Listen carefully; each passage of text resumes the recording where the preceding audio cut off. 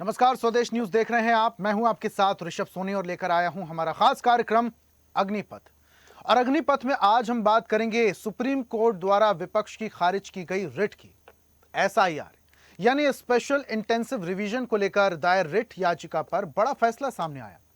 अदालत ने याचिका को खारिज करते हुए चुनाव आयोग की प्रक्रिया पर भरोसा जताया है। सुप्रीम कोर्ट ने अपने फैसले में कहा, मतदाता सूची का यह विशेष पुनरीक्षण स्वतंत्र और निष्पक्ष चुनाव की संवैधानिक आवश्यकता को मजबूत करता है। इस फैसले के बाद चुनाव आयोग को बड़ी राहत और विपक्ष को झटका माना जा रहा है। याचिका में आरोप लगाया गया था कि एसआईआर प्रक्रिया के जरिए मतदाता सूची में गड़बड़ी और चुनिंदा नामों को हटाने की आशंका है। हालांकि अदालत ने साफ किया कि चुनाव आयोग संवैधानिक संस्था है और मतदाता सूची के पुनरीक्षण का अधिकार उसके दायरे में आता है। फैसला यह भी माना गया कि चुनावी प्रक्रिया को पारदर्शी और निष्पक्ष बनाए रखने के लिए समय समय पर मतदाता सूची का सत्यापन जरूरी है। अदालत ने कहा, केवल आशंकाओं के आधार पर पूरी प्रक्रिया पर सवाल नहीं उठाया जा सकता। अब इस फैसले के बाद सियासी बयानबाजी और तेज होने के आसार है। विपक्ष जहां चुनाव आयोग की निष्पक्षता पर सवाल उठाता रहा है, वहीं सत्ता पक्ष इसे लोकतांत्रिक प्रक्रिया की जीत बता रहा है।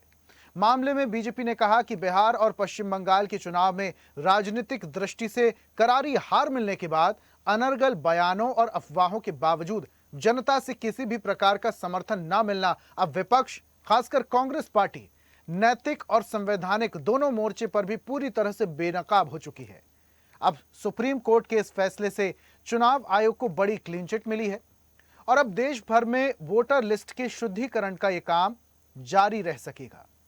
आज सर्वोच्च न्यायालय ने एसआईआर स्पेशल इंटेंसिव रिवीजन यानी विशेष गहन पुनरीक्षण की प्रक्रिया को पूर्णतः संविधान सम्मत सिद्ध कर दिया है, स्वीकार कर दिया है। अर्थात हम स्पष्ट रूप से कह सकते हैं कि लोकतंत्र की समस्त संस्थाओं को अपनी अकर्मण्यता को ढकने के लिए, अपनी राजनैतिक अक्षमता को ढकने के लिए, आरोपित करने, लांछित करने के सभी कुप्रयास आज सर्वोच्च न्यायालय के धरातल पर निष्फल और निष्प्रभावी सिद्ध हुए हैं। हम इस फैसले का स्वागत भी करते हैं और विपक्ष को ये कहना चाहते हैं कि आप एसआईआर को सब्जेक्टिव कैसे देख सकते हो जी।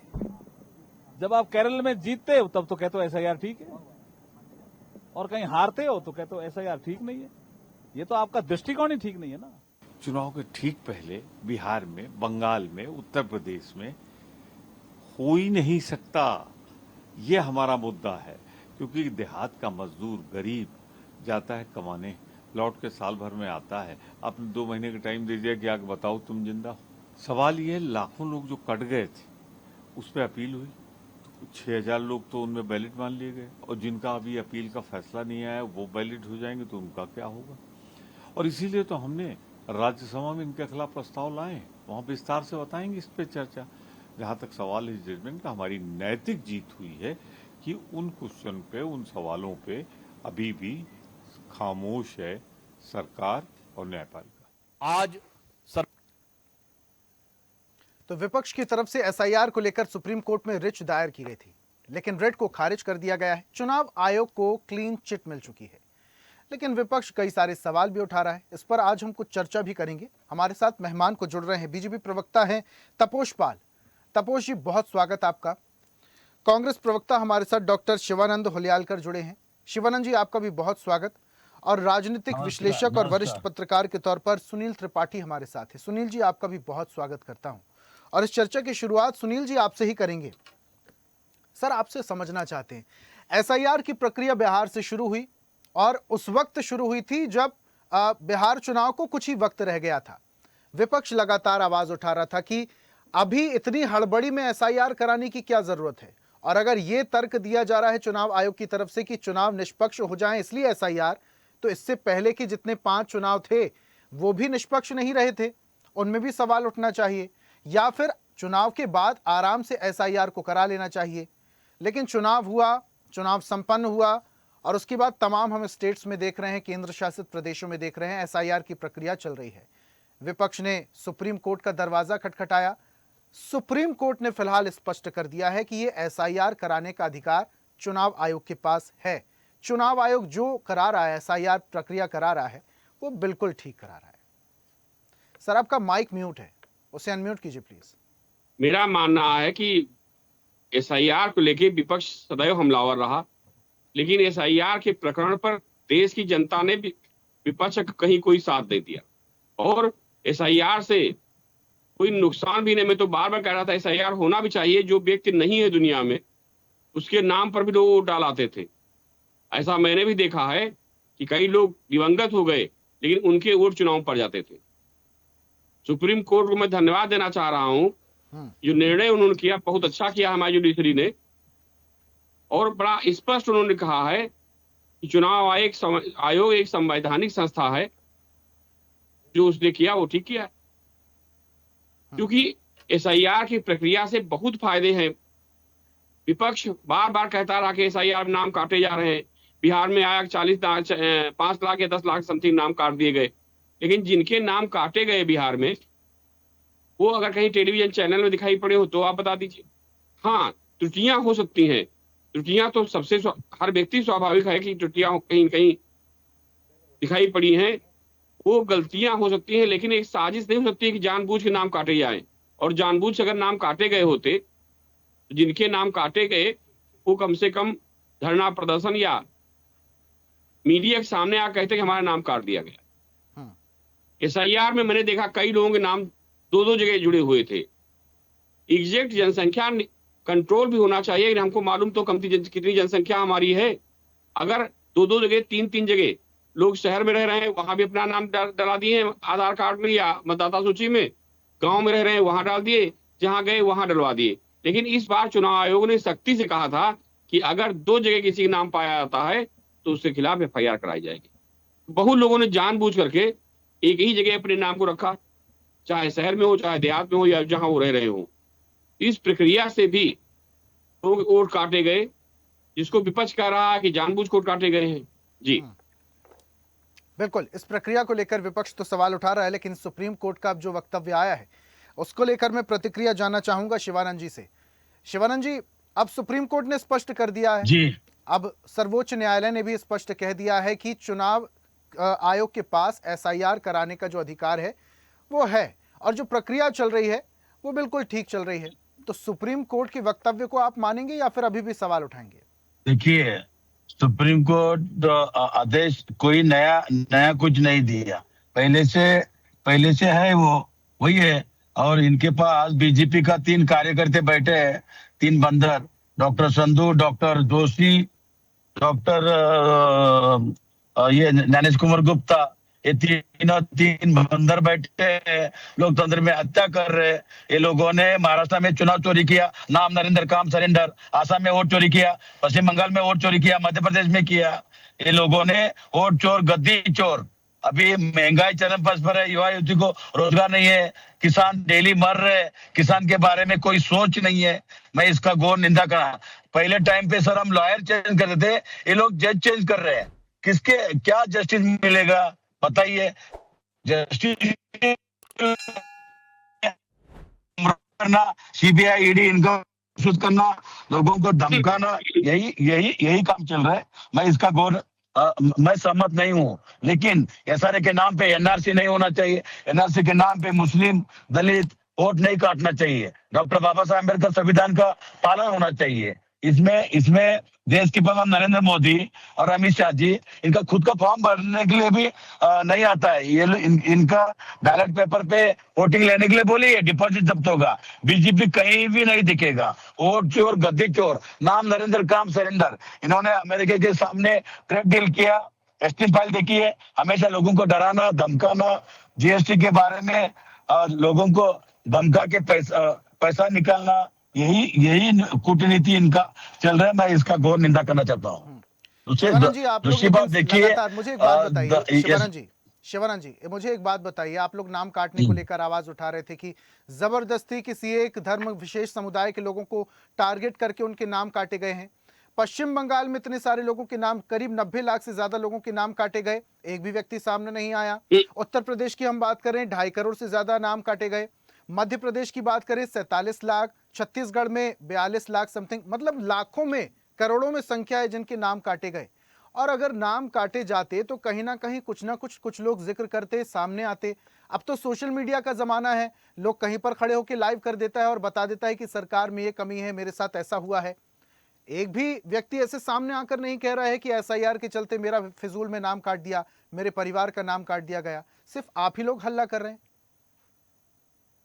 देखिए, आदरणीय उत्तर प्रदेश के ex chief minister Akhilesh Yadav ji, 18,000 हलफनामा दिया, क्या हुआ, डिसीजन क्या हुआ, क्यों नहीं आंसर दे रहे, क्यों डरे, क्यों कर रहे? हम जब हम पब्लिक में उतरेंगे, हम न्याय मांगेंगे। गौर, गरीब, दलित, पिछड़ा, आदिवासी को नाम काट रहे, एसआरए के नाम पे एनआरसी करना, हम एसआरए से डरने वाले नहीं है। आप एसआरए कीजिए, निष्पक्षपात होना चाहिए, किसी को पर अन्याय नहीं होना चाहिए, किसी का नाम कटना नहीं चाहिए। यही मांग है हमारा। कांग्रेस पार्टी, हमारा नेता जननायक राहुल गांधी जी और अखिलेश यादव जी, ममता बनर्जी, इंडिया गठबंधन, पूरी तरह से हम उनके साथ हैं। हम किसी भी हालत में एसआरए के लिए हम डरने वाले से नहीं है। पड़ा हुआ है आपका गठबंधन, इंडिया गठबंधन की आप लोग बात कर रहे हैं। कहां ही एक भी बैठक, कहां भी एक भी रैली होती है? पश्चिम बंगाल में हमने देखा आप लोग ही, हम राहुल गांधी को सुन रहे थे पश्चिम बंगाल के दौरान, कह रहे थे ममता बनर्जी भ्रष्ट नेता हैं। आप इंडिया गठबंधन 100% है। हाँ ठीक है, 100% है, कोई बात नहीं, मतभेद हो सकता, मनभेद नहीं है। ये नरेंद्र मोदी जब से आए, वोट चोर गद्दी चोर, इन्होंने आज तक यही काम किया, वोट चोर गद्दी चोर। नाम नरेंद्र, काम सरेंडर, एसआरए के नाम पे एनआरसी करना, घुसपैठी के नाम पे राजनीति खेलना, इनकी जिम्मेदारी क्या है? अमित शाह जी की जिम्मेदारी क्या है? अलीबाबा चालीस चौर पार्टी गौर, गरीब, दलित, पिछड़ों कुचलने के काम कर रहे हैं। आज देखिए, किसी का बेटे का नाम है, माँ बाप का नाम कट रहे हैं, ये कौन सा तरीका है? आप ही देखिए, पश्चिम बंगाल में जिस तरह से चुनाव आयोग कब्जा करके बीजेपी ने वहां चुनाव जीता, लेकिन ऐसा नहीं होना चाहिए। लोकतंत्र के ये लोग, नरेंद्र मोदी, तमिलनाडु में बीजेपी की सरकार नहीं बनी, 97 लाख नाम काटे गए वहां पर। आप पश्चिम बंगाल की बात कर रहे हैं, तमिलनाडु में तो बीजेपी की सरकार नहीं बनी ना। देखिए, और बीजेपी के नेता ये भी कहते हैं, जब केरल में आप लोग चुनाव जीतते हैं तब आप लोगों को एसआईआर से, ईवीएम से समस्या नहीं होती, क्योंकि आप लोग चुनाव जीत गए। खैर, मैं आऊंगा आपके पास जल्दी आऊंगा, जवाब लूंगा मैं। तपोष जी का मैं रुक कर लेता हूं। तपोष जी सुन पा रहे हैं? जी तपोष पाल जी, ठीक है, अब आपकी आवाज आ रही है सर। कांग्रेस प्रवक्ता को तो आप सुन ही रहे थे, आप तमाम सारे आरोप वो लगा रहे थे कि एसआईआर की प्रक्रिया को लेकर जो लोगों के साथ भेदभाव किया जा रहा है, जबरन नाम काटे जा रहे हैं, जिनका हक है वोट डालने का उनके नाम भी काट दिए जा रहे हैं। लेकिन अब सुप्रीम कोर्ट ने स्पष्ट कर दिया, फिर भी विपक्ष इसको लेकर आवाज उठा रहा है, फिर भी विपक्ष इसको मानने को तैयार नहीं है। नहीं, देखिए, ये कांग्रेस के साथ बहुत बड़ी दिक्कत है। राहुल गांधी, नरेंद्र मोदी बैलेट पेपर पे वोटिंग लीजिए, बीजेपी गायब हो जाएगा। ऐसे नहीं, please sir, I request you, please. सुनते हैं ना तपोष जी? जी, मेरी आवाज आ रही है? जी सर, सुन पा रहे हैं, प्लीज। जी, मैं ये कह रहा हूँ कि राहुल गांधी जब पूरे बिहार में वोट चोरी को लेके वोट अधिकार यात्रा करके पूरे बिहार में वो यात्रा निकालते हैं और बुरी तरीके से हार जाते हैं, वो बिहार की समस्याओं को लेके, वोट चोरी की चीजों को लेके वो केंद्र में, दिल्ली में जाके प्रेस कॉन्फ्रेंस करते हैं और लोगों को बिहार से ले जाके, जिनका बिहार में नाम कटा है, उनका डेमोन्स्ट्रेशन वो दिल्ली में कराते हैं। उसके बाद फिर जब ज्ञानेश कुमार जी उनसे ये कहते हैं कि आप डॉक्यूमेंट्स दीजिए, आप प्रमाण दीजिए, तो वो कोई प्रमाण नहीं दे पाते हैं। तो ये सारी चीजें, और उसके बाद जब इलेक्शन कमीशन ऑफ इंडिया ये कहते हैं कि जो आपने प्रेस कॉन्फ्रेंस किया वही चीज आप एफिडेविट में लिख के दे दीजिए, हम उसको पूरी तरीके से हम उसकी जांच करेंगे और आपको रिप्लाई करेंगे। राहुल गांधी और पूरी कांग्रेस कुछ नहीं देती है। यहाँ तक कि ड्राफ्ट वर्जन आने के बाद समय दिया गया, सार्वजनिक रूप से आया और लोगों से भी कहा गया कि किसी को कोई प्रॉब्लम है तो वो इन सारी चीजों को बताइए। हर एक पार्टी का एक बीएलए होता है, बूथ लेवल एजेंट, उसका ये दायित्व होता है कि अगर इस तरीके की कोई अनियमितताएं बढ़ती गई हैं तो उस पे आप जो है क्वेश्चन मार्क पुटअप करिए बीएलओ को, बूथ लेवल ऑफिसर को, लेकिन इनके पार्टी, समाजवादी पार्टी, आरजेडी, दुनिया भर की जितनी पार्टियां थी वहां पे करीब 57 से 48 की 57 पार्टियां इस तरीके से थी, वहां पे किसी के भी कोई बीएलए वहां नहीं पहुंचे। तो देखिए सभी तरीके से अगर आप देखें, और अभी भी मनु सिंघवी और कपिल सिब्बल इसकी सुनवाई कर रहे थे एसआईआर को लेके। ममता बनर्जी खुद पहुंच गई इलेक्शन से पहले कि एसआईआर की प्रक्रिया को रोक दिया जाए। तो हमेशा देखिए इनको फटकार लगी है, इनको ये कहा गया है कि भैया आप अपने दायरे में रहिए, जो प्रक्रिया है उसको अडॉप्ट करिए, उसके साथ चलिए, आप अपना कुछ जो है वहां पे करने की कोशिश मत करिए। ये प्रक्रिया को फॉलो नहीं करेंगे, ये बूथ कैप्चरिंग करके इलेक्शन जीतने की कोशिश करेंगे।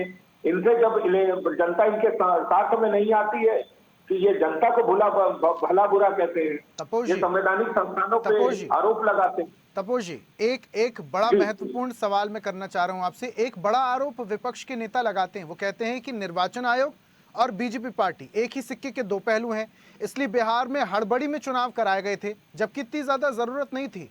चुनाव के बाद एसआईआर कराया जा सकता था आराम से, ताकि पारदर्शिता और निष्पक्षता पर सवाल न उठे। लेकिन जानबूझ के बिहार में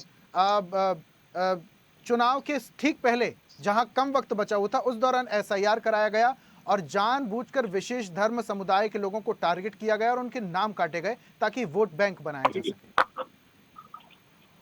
नहीं देखिए, ये आरोप जो आप लगा रहे हैं ये ठीक नहीं है। सर मैं नहीं लगा रहा, विपक्ष के नेता कह रहे हैं। नहीं, मैं वही मतलब जो भी इन सब चीजों पे हमारे ऊपर आरोप लगाए जा रहे हैं, देखिए सबसे पहली चीज तो ये है कि इलेक्शन कमीशन ऑफ इंडिया एक अलग संस्था है और भाजपा एक पॉलिटिकल पार्टी है, वो एक अलग है। तो दोनों लोग ही जो है एक अलग अलग भूमिका में, आप दोनों को एक साथ मर्ज मत करिए, दोनों को एक जगह पे मत रखिए, ये बहुत ही मतलब गलत होगा ये सारी चीजें। इलेक्शन कमीशन ऑफ इंडिया ने सभी जगहों से ये रिक्वेस्ट किया था सारी पार्टियों से कि आप जो भी लोग हैं वो अपने अपने ऑब्जेक्शंस को यहाँ पे लेके आए और उसको हमारे सामने रखें। और हमारे भी ऑब्जेक्शन थे, हमारे भी वेस्ट बंगाल में आपने देखा है, हमने बैग भर भर के वहां पे जो है ऑब्जेक्शंस को वहां पे दिए हैं। कई जगहों पे तो बीएलए और बीएलओ के बीच में झड़प भी हुई। बीएलओ कई जगहों पे, मैं टीएमसी की बात कर रहा हूँ, बीएलओ तो कई जगहों पे गए और पूरा 100% मतलब वहां पे 2002 के बाद से कोई नया एडिशन नहीं हुआ, कोई नई मृत्यु नहीं हुई, कोई नया परिवर्तन नहीं हुआ, कोई वहां से माइग्रेट नहीं किया, 100% उन्होंने सबमिट कर दिया। तो इस तरीके की जो अनियमितताएं थी, इस पे जो है हम लोगों ने ऑब्जेक्शंस किए और इलेक्शन कमीशन ऑफ इंडिया ने वहां पे सुना था। वो मनोज अग्रवाल जी थे वहां उस समय वहां पे टीएमसी के, तो हाँ, उसको बख्शिश दिया। वोट चोरी करने के बाद उसको मुख्य सचिव बना दिया उधर पश्चिम बंगाल का। यही तो कर लिया। और कतनी यही है बीजेपी का, ये 3 बिंदर बताया, ज्ञानेश कुमार गुप्ता, संधू और जोशी, ये बीजेपी का औकात भी नहीं है। ये नरेंद्र मोदी को फॉर्म भरने नहीं आता, नरेंद्र मोदी डिपॉजिट जब्त होगा। नरेंद्र मोदी अगर इतना ही दम है, बैलेट पेपर पे चुनाव लीजिए, बैलेट पेपर पे चुनाव ले। शिवानंद जी, मैं आपसे बहुत निवेदन से कहना चाह रहा हूं, आप कार को ड्राइव कर रहे हैं और डिबेट के दौरान आप ड्राइव कर रहे हैं, फोन पर बात करने में पाबंदी रहती है और आप लाइव आकर ड्राइव कर रहे हैं, तो कहीं आपका चालान ना हो जाए सर। तो आप प्लीज 2 मिनट के लिए डिबेट में शामिल हो जाइए। मैं आपसे रिक्वेस्ट कर रहा हूं सर, और ये आपकी भलाई के लिए सर, इसमें मेरा कोई फायदा नहीं है, इसमें मेरा कोई फायदा नहीं है। मैं आपकी भलाई के लिए, आपका हितैषी होने के नाते आपसे सुनिए, मैं आपसे सवाल लूंगा। सुनिए, सर सुनिए, मैं आपने मेरे को अलर्ट किया, थैंक यू सो मच। मैं घर के नीचे, बंगले के नीचे पार्किंग में हूँ, इसलिए मैं बोल रहा हूँ Narendra Modi ji CBI income tax live देख रहे हैं लोग लाइव देख रहे हैं। शिवानंद जी, आप लाइव देख रहे हैं, लोग देख रहे हैं सर, कांग्रेस झूठ बोल रही है। मैं आपसे सवाल लूंगा और मैं बात भी करूंगा आपसे, लेकिन उससे पहले सुनील जी देखिए, आप शिवानंद जी तो खैर कार ड्राइव कर रहे हैं, इसलिए मैं उनसे सवाल नहीं ले रहा हूँ, क्योंकि कहीं चालान ना उनका हो गया मेरा, बोलिए। अब नहीं होने दो चालान। देखिए, आप कुछ लाइव नहीं है, देख रहे हैं, ठीक है, नीचे खड़े हुए हैं, कांग्रेस के यही हाल है। कोई ड्राइवर नहीं है। ये लोग अब मुद्दा बना रहे हैं। और शिवानंद चोर जी, गद्दी ये चोर वीडियो जो है नरेंद्र ये मोदी। यूट्यूब में डलती है। ये 30 मिनट की जो डिबेट है ये यूट्यूब में डलती है। तो फोन की बात ही नहीं अरे है। सर सुनिए, आरटीओ के अधिकारी हेलो, एविडेंस मैं- लेकर पहुंच जाएंगे आपके पास चालान हेलो के लिए। खैर, हेलो मुद्दे पे बात करते हैं। अरे सर शिवानंद सुनिए, जी, सर शिवानंद जी, सुनिए, मुद्दे पे बात ये- करते हैं। ये शिवानंद जी, आप लोग लोग ही आरोप सुनिए, लगा रहे हैं। एविडेंस नहीं सुनिए ढूंढ मेरी बात। पाते हैं तो आरटीओ साहब कहाँ ढूंढ पाएंगे? शिवानंद जी, आप लोग देखिए- आरोप लगाते हैं। सुनील जी, सीधा मुद्दे पर आते हैं। एसआईआर को लेकर आप लोग आरोप लगाते हैं शिवानंद जी, लेकिन एसआईआर जब उस स्टेट में हो जाता है जहां आपकी सरकार बन जाती है, तब आप लोग आवाज नहीं उठाते, तब आप लोग आरोप नहीं लगाते निर्वाचन आयोग पर कि निर्वाचन आयोग अब बीजेपी का सेकंड हैंड है। और उसके बाद फिर जब दूसरे स्टेट में जब आपकी दाल नहीं गलती और सीट ही नहीं मिलती आपको, तो आप लोग एसआईआर पर सवाल उठाने लगते हैं। इंडिया गठबंधन पूरा खड़ा हो जाता है। देखिए बिहार में अमित शाह मौर्य होटल में चुप के कैमरा बंद करके गुजरात से 10 आईएएस ऑफिसर बुला के मशीन मैनेज करके और चोर गद्दी चोर नरेंद्र मोदी गद्दार है, अमित शाह गद्दार है, चुनाव आयोग गद्दार है, आरएसएस मोहन भागवत को जेट सिक्योरिटी देने का क्या जरूरत है? महात्मा गांधी जी का हत्या किया, उस आतंकवादी संगठन को जेट सिक्योरिटी देने का किसने अधिकार दिया? मेरे जेब से टैक्स का पैसा जाता है। कौन सा मोदी साहब का अमित शाह का पैसा जा रहा है? गौर गरीब दलित पिछड़ा आदिवासी किसान का पैसे में मोहन भागवत का सिक्योरिटी देने का क्या जरूरत है? ठीक है, सुनील जी कुछ कह रहे और हैं। चोर गद्दी चोर है। सुनील जी, देखिए, मैं बड़ा निवेदन साथ कह रहा हूं कि कांग्रेस की बागडोर जब तक राहुल जी के हाथ में रहेगी, भारतीय जनता पार्टी कोई हराने वाला नहीं है। हमारे शिवानंद जी भी नारा वही लगा रहे हैं जो राहुल जी लगाते, और चोर गद्दी छोड़। आप चिल्लाते रहे, गद्दी फिर मिल गई। तो ये जो नारे आप लोग लेके आ रहे हैं, ये देश की जनता आपके विपरीत काम करती है, उन नारों नहीं सुनती है। ये नारों की ही देन है कि नरेंद्र मोदी जी और भारतीय जनता पार्टी पूरे सुनील जी, प्रदेश आप वही छोड़ के बात कह देश रहे के हैं क्या? कोने कोने। सुनील जी, आप वही बात करें। जी। बीजेपी के नेता कहते हैं कि जिस स्टेट में राहुल गांधी ने बीजेपी के खिलाफ रैली कर दी, वहां बीजेपी की सरकार बनना तय है। आप वही बात कह रहे हैं बिल्कुल क्या? सत्य है। आपने बिहार में देखा, राहुल जी पहुंचते हैं, छठ माता पर टिप्पणी कर देते हैं। क्योंकि अरे सुनील इनके जी, स्टालिन कहते सुनील जी, हैं आप बीजेपी का प्रवक्ता बन के बात मत कीजिए। नहीं, उनको यही बात अफसोस मत है। कीजिए। अरे क्या शिवानंद जी, भ्रष्टाचारी बदलने का शिवानंद जी, प्रयास नहीं करते हैं, वो ना राजनीतिक राहुल जी विश्लेषक का प्रयास करते हैं। आवाज उठाया। हम लोग ना वो बीजेपी के प्रवक्ता हैं, के ना तौर पर कांग्रेस बात के नहीं हैं, कर ना रहे हैं। मीडिया के लोग हैं, हम सबके आपकी हैं। पार्टी को समझना होगा कि आखिर क्या है। अगर वो शिवानंद राजनीतिक जी, विश्लेषक के जनता तौर पर क्या कोई चाह बात रही कर है रहे वो हैं, राहुल जी तो नहीं कम समझ से कम पा आप रहे सुन हैं। तो सकते हैं सर। सुनील जी, मैं भाजपा प्रवक्ता नहीं हूँ। अच्छा, मेरी बात समझिए। केरल में ऐसा आ गए क्या? उधर मोदी का कुछ नहीं चला। आज वहाँ का एक्स चीफ मिनिस्टर के घर पे सीबीआई ईडी रेड हो गया। कैसा हो गया? आपके स्टालिन चुनाव हार गए, क्या बयान दिए थे बताइए हमको। नहीं तो सुनील जी, सिद्धारमैया रहेंगे क्या सुनील जी, मुख्यमंत्री? सुनील जी, सिद्धारमैया कल सुनील जी, जब मैं रिजाइन से कर रहे राहुल हैं। जी के हाथ पे कमान आई है, सिद्धारमैया कांग्रेस रिजाइन कर कहाँ रहे आ हैं, गई है? आपको मालूम शिवानंद जी, है आप बता दीजिए। इस्तीफा दे रहे हैं दिग्गज नेता सिद्धारमैया। को छोड़ कांग्रेस चले ना गए हो, बता इतनी बुरी दीजिए। स्थिति क्यों है आपकी? इतनी सुनील स्थिति जी, कांग्रेस कभी बुरी हुई हो तो बता सुनील जी, दीजिए। दे रहे हैं। किसी की नेतृत्व बुरी हुई तो बता दीजिए। कर्नाटका में बुरी स्थिति होने वाली है आपकी। आप पार्टी संभालते अरे नहीं छोड़ो है आप, आपको। मेरे कहने मतलब है आपको शिवानंद जनता जी, जनादेश दिया है, आप राहुल जी मुख्यमंत्री वो बन चीज रहे हैं। समझते नहीं जो जनता चाहती है। शर्म आनी चाहिए ना आपको। वो ऐसी है। बीजेपी हटाओ।